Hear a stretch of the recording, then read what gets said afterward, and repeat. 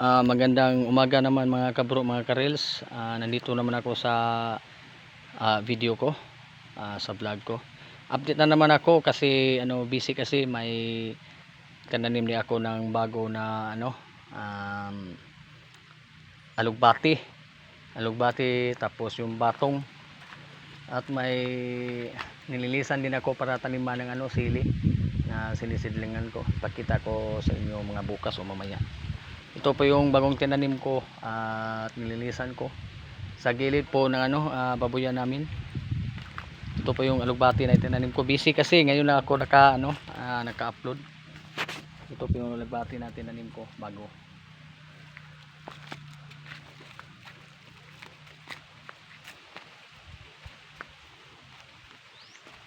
Yan. At ito pa din yung long beans o batong na bagong itinanim ko. At isang araw hindi pa wala pang tumubo.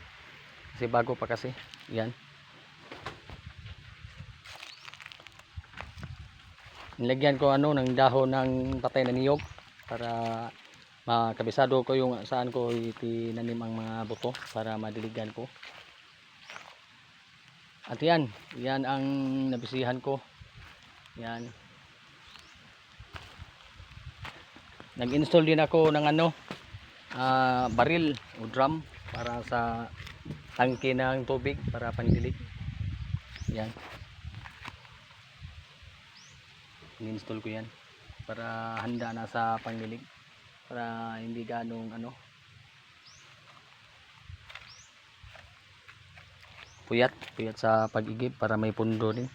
At yung may pinya na din akong tinanim, mga siyam na puno itong tinanim ko, 8. Yun ang isa, 2, 3, 4, 5, 6, 7, 8, 8, 9 na puno na pinya. At ito pa yung area na nilinisan ko, malaki rin to. Yan. Ngayon na ako naka-upload kasi busy kasi hindi ko pa lang yung pinakita. At may napir na din akong itinanim. Yan, para sa pagandaan sa hayop na papakain. Doon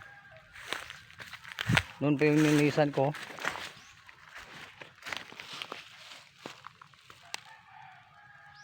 Hanggang doon.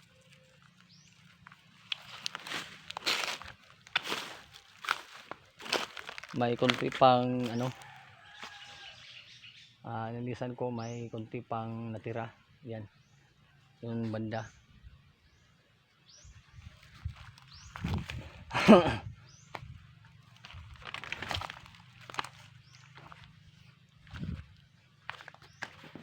Okay, bye bye. Thank you for watching. Next video na naman.